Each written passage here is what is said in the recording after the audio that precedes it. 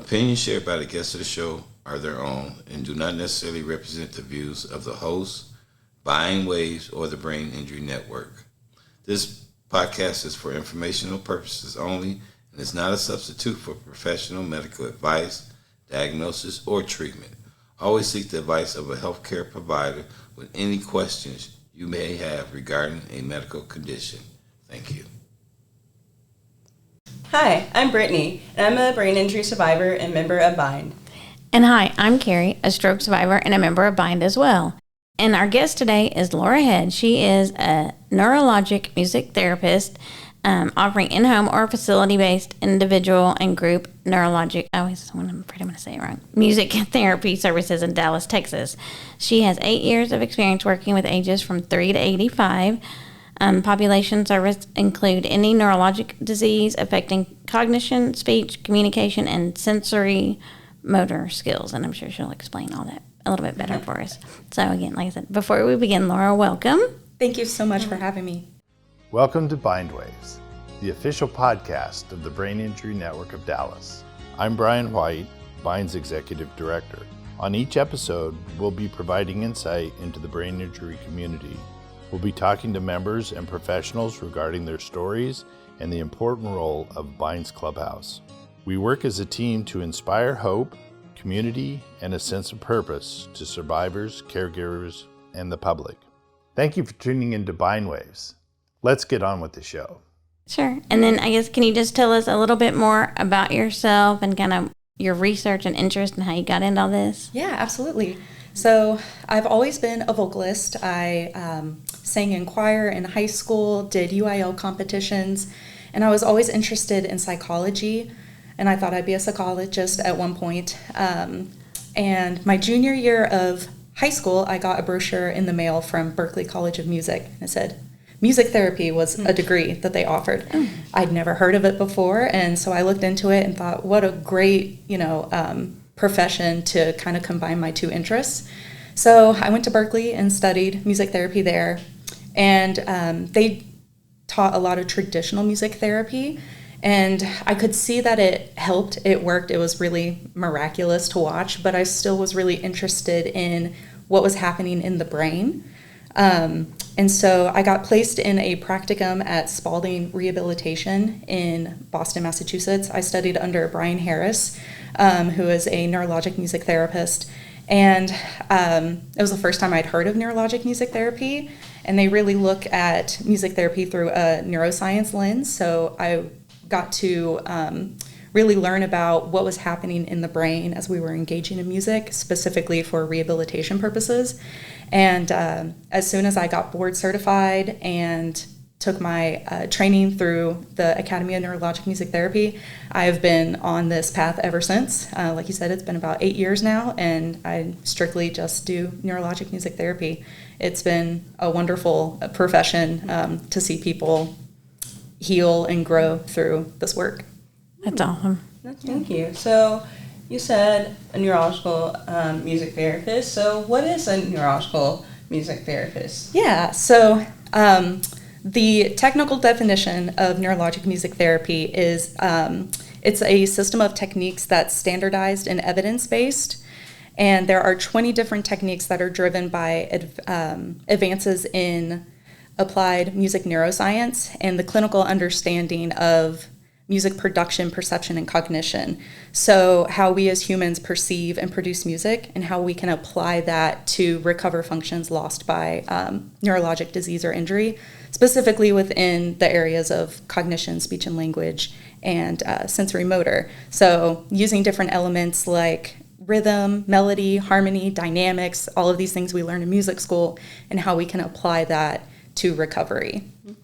Okay. Now, this is not a question that we had, but my brain is going over time now. So, and I'm sure they've taught you this, so this is a question I have. So, my understanding is the part of your brain that affects your speech is not the same part of your brain that necessarily affects your musical side, your singing side, because, I remember the kid on American Idol years ago that had Tourette's, but then he would sing and you were like, oh my God, he has a beautiful voice, and there was no Tourette's there. So how does that, am I right on saying that like they're different parts of the brain?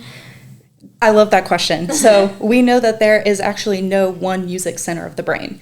Engaging in music through singing, playing an instrument, reading music, moving to music, it engages areas related to emotion, memory, speech and language, movement. So the brain is globally activated by music, and it's one of the few stimuli that globally activates the brain at the same time. So it's a really powerful stimulus in that way. Okay, cool. So can you explain to us more what music therapy is, like what the actual therapy is? Yeah. I'll give a little bit of background. So there's traditional music therapy, which has been around as an established healthcare profession since about the mid-1950s. They really work through a social emotional lens. So think of music therapists in end-of-life care, hospice, palliative care, NICU, mental health, schools. So they're really focusing on well-being, social relationships, and sorry, I just had a change in the audio. You noticed it too? So they really work on, those social emotional aspects. In the 1990s, researchers in neuroscience and music really started studying how music affects the brain. So what's going on in the brain when we engage in music, and what, if any, shared parallel neural mechanisms between engaging in music and these non-musical functions like speech, movement, and cognition, if there were any, overlap there. So they found that there was overlap, and they took all of that research and created neurologic music therapy. And so there's no denying that, music is inherently social and emotional. And I'm not saying that neurologic music therapists don't treat those as well. You can find us in the mental health populations, but we're just really shifting the lens to a more neuroscience lens. So what's actually happening internally. And we have 20 different techniques. We use active and receptive musical exercises. We call them therapeutic musical exercises, TMEs. We do improvisation, composition, playing instruments to target all of these goals. I can talk a little bit about the 3 different domains and some of the techniques if that's helpful. Sure. Yeah. So within sensory motor, we're using singing, playing instruments, and pacing to support and cue movements. So there's rhythmic auditory stimulation, which is really using this idea of entrainment, where we hear this external stimulus, the auditory system starts firing at the rate of the external stimulus, and our auditory system and the motor system in our brains are really deeply connected on a subconscious level. So as soon as the auditory system starts firing, the motor system starts firing together. So you have these 2 systems working together with this external stimulus, and we leverage that to drive the movement. So with rhythmic auditory stimulation, we're working on gait training, stride length, symmetry, balance, mobility, things like that. Then we have pattern sensory enhancement, which is more for functional movements of activities of daily living. So think like pre-gait exercises, marching, toe taps, shoulder flexion, extension, things like that.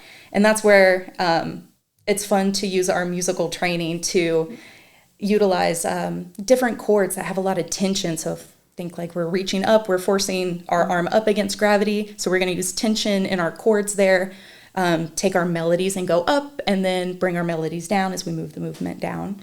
And then we have therapeutic instrumental music performance, where we're targeting these functional movement patterns. So weight shifting, range of motion. And that one's really fun because you can set up however you'd like, drums to the side, different instruments that we can utilize to give us feedback. So our brain is primed with this music auditory environment, so it's ready to move, and then you hit the instrument and you get that immediate feedback. Did you hit it in the right spot? Did you hit it with enough force? So working on strength and endurance. And then really using that rhythmic structure as a predictable feed forward mechanism. So you're kind of stuck in this cycle of, I'm ready to move, I get the response, let's do it again. So that's kind of how we use music in a sensory motor domain. Mm-hmm.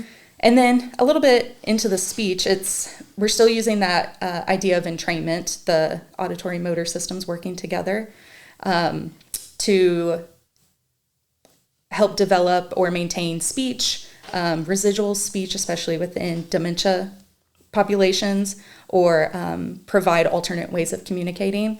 So one of the really popular techniques that we use within speech is melodic intonation therapy. A lot of speech therapists utilize that. And we use it especially for people who are diagnosed with Broca's aphasia. Mm-hmm. So Broca's area in the left side of the brain. And if you have Broca's aphasia, you're going to have damage to that left side. So we're utilizing left-hand tapping because the right side of the brain controls the left side of the body. So we're activating these residual speech motor areas on the right side to kind of reroute. I'm sure y'all have heard about neuroplasticity. Yeah. Yes. I know that's a big key word. And so research has shown that music aids in neuroplasticity. So music really helps heal the brain. So as we're tapping, we're using that idea of entrainment. We're rerouting the connection around the damaged area. And with the melodic intonation therapy, we're taking these functional phrases like, I need help, please. My name is, I live here. And we're adding melodies that kind of go with the natural prosody of speaking. So using melody and rhythm to really rehabilitate the speech there. If you've ever done choir or vocal exercises. Yeah, definitely. Yes, all those warm-ups that you do, pitch glides, scales, all of that, that's within our vocal intonation therapy, so really rehabilitating the voice. There's oral motor and respiratory exercises. Yay! Coordinating the breath and oral motor control. I love to use a harmonica for that one because you get the feedback. You breathe in, you hear it, you breathe out, you hear it. You're coordinating your lips to really get that sound. Or if there's a specific phoneme, like the B sound that is kind of hard to articulate, we put those into different structured exercises. Or the E sound. The E sound, a lot of like combo sounds, like PL or TH. So we put those into these musical rhythmic exercises. And like I said, there's 20 techniques, so I won't go through all of them, but just an idea of kind of how we're using the music there. It's all based on rhythm, tempo, dynamics, melody, harmony. So, traditional music therapists were trained in music, but not really rehabilitation. Right. And traditional rehabilitation therapists, PTs, OTs, SLPs, trained in rehabilitation, but not music. So the Academy of Neurologic Music Therapy was developed to really train clinicians to use music as that medium for rehabilitation. And then, of course, we do work within cognition for attention, executive function, memory, even psychosocial training. So that's a good question now that you're saying that. Do you go through any of that occupational speech, physical therapy training, or you work side by side? I mean, do you understand I don't really know how to ask that, but I mean, do you have any therapy, like rehab specific therapy training to help with once you're doing the neurological music training? How does that work? Because I feel like you would need a little bit of that knowledge. Yeah, great question. There is a little bit of that in the training through the academy, but we also do co-treats. We really support co-treats with other rehab therapists. Like currently I'm co-treating with a physical therapist. I've co-treated with OTs and SLPs as well. So we're working on the same goals, but as a music therapist, I'm really constantly learning, and we're constantly taking continuing education credits and consulting with other people to help build up our knowledge base. Okay. Alrighty. So how can music therapy help individuals with ABI, so acquired brain injuries? And then can you please give examples? Yeah. Let's see. So currently I'm working with somebody who has a traumatic brain injury, and we're really focused on like divided attention. That's a really common issue after a brain injury. And so we're using musical exercises where the music cues a musical response, and you have to pay attention to all these different elements. Let's see if I can explain this. So they'll be at the piano. I have 2 different instruments, and I tell them, okay, when I play this, you're playing a specific thing with your left hand. When I change this instrument, you're going to change what you're doing with the left hand. Then for the right hand, we have a different instrument that I'm playing one way, and when I change it, you're going to play the right hand a different way. So you're having to listen to 2 different stimuli and respond to it at the same time. And for example, with co-treats, I just did a co-treat yesterday with a physical therapist.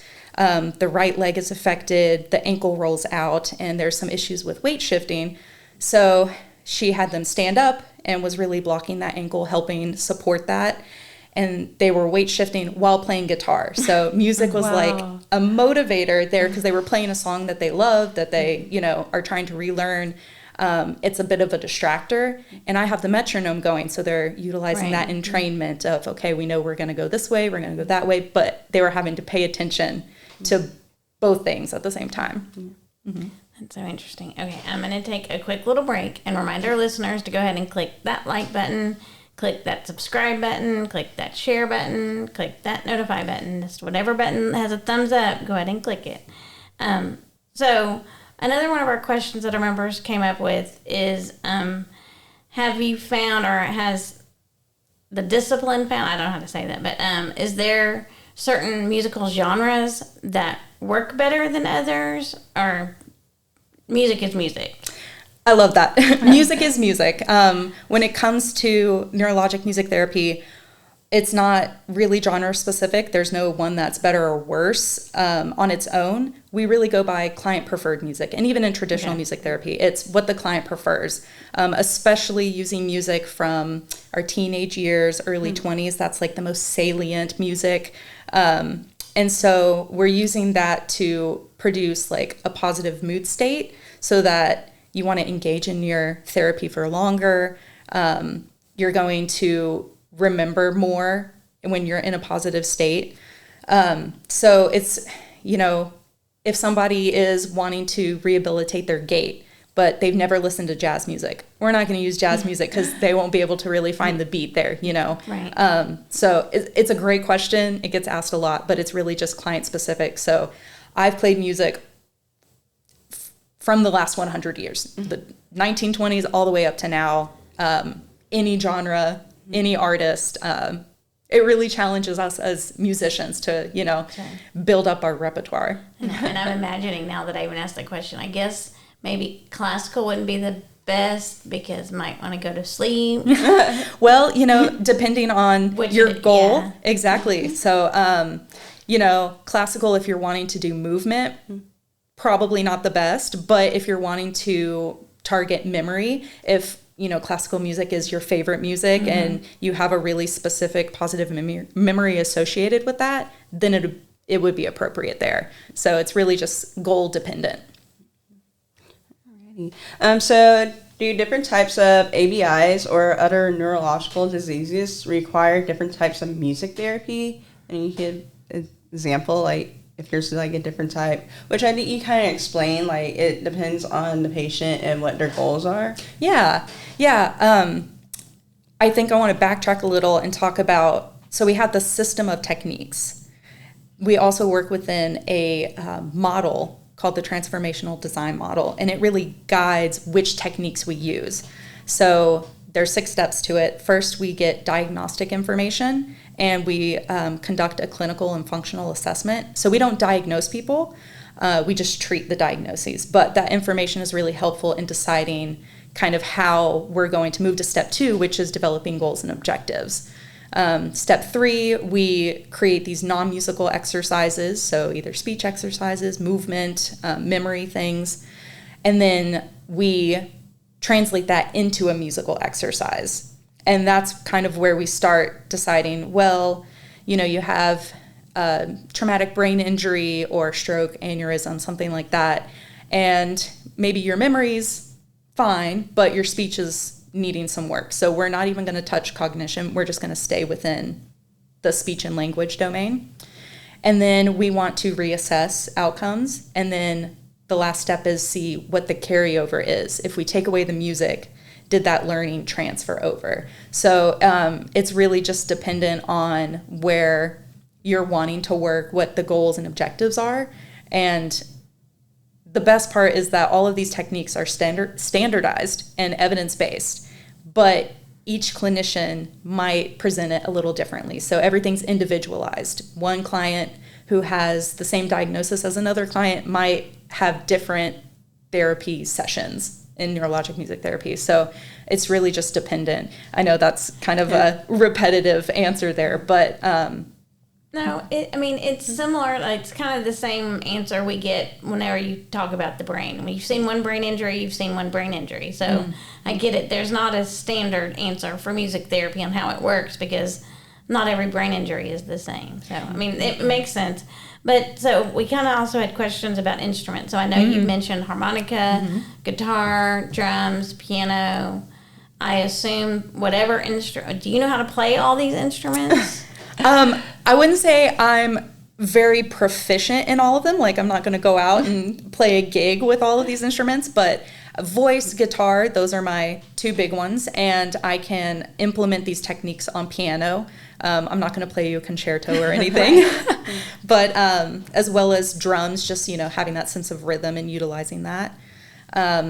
We, rhythm sticks, tambourines, anything that is appropriate for the movement. So, or, whatever we're working on. I'm trying to think of an example here for, like, the difference between using a tambourine versus a paddle drum. It really depends on what you're working on, what you're targeting. Does the patient need to know how to play an instrument? No. I love that question too. You don't have to be a vocalist or an instrumentalist or a musician of any kind. How to read music. No. As long as, you have a brain and you're willing and motivated, then you can benefit from neurologic music therapy. Awesome. So we already went over this. Like, are there certain types of music therapy techniques that can be universally applied to brain injuries? Which I guess we kind of just explained, because a brain injury is different, every brain injury is different, and every music therapy is different. Yeah. So I think it goes back to that idea of entrainment. So that's really the basis of a lot of our different techniques. So if we're, using motor, we've got 3 different techniques to choose from. But again, it might look different. If we're treating speech, we've got a bunch of different techniques to choose from. But again, it might look different. So when it comes to brain injury and neurologic music therapy itself, it's really just dependent on your goals and the different domains that we're working in. And we get to just decide which technique really supports those goals. Okay, so I got one last question, I think. So, like, I always associated music therapy strictly with speech. But apparently it's for all, like Gait and I had no idea it worked for all those. So, are there any other elements other than that, but like, that you would like the general public to be more broadly aware of like, why music therapy is so important, not just because, but especially neurological music therapy? Yeah, I think the idea that music globally activates the brain and aids in that neuroplasticity, so it helps heal the brain. I think that is one of the most important pieces one of the most important pieces of information that I'd like everybody to know, that neuroplasticity doesn't stop as we age. It might slow, but as long as we're engaging in music, you can, work to keep your brain healthy. We develop, rehabilitate, and maintain. Those are like the 3 things we like to talk about with using music therapy. Awesome. Well, thank you for joining us, Laura, and thanks to you all for listening. And again, if you would like to contact us, you can email us at bindwaves@thebind.org. You can follow us again on Instagram at bindwaves, the little @ symbol. And visit our website at thebind.org/bindwaves. And don't forget to like, share, and subscribe on your favorite platform. And also on YouTube, while listening, you can hit the notification button. And remember, you can find all your favorite episodes all our episodes on any of your favorite platforms. So until next time. We hope you've enjoyed listening to Bind Waves and continue to support Bind and our nonprofit mission. We support brain injury survivors as they reconnect into the life, the community, and their workplace. And we couldn't do that without great listeners like you. We appreciate each and every one of you. Continue watching. Until next time. Until next time.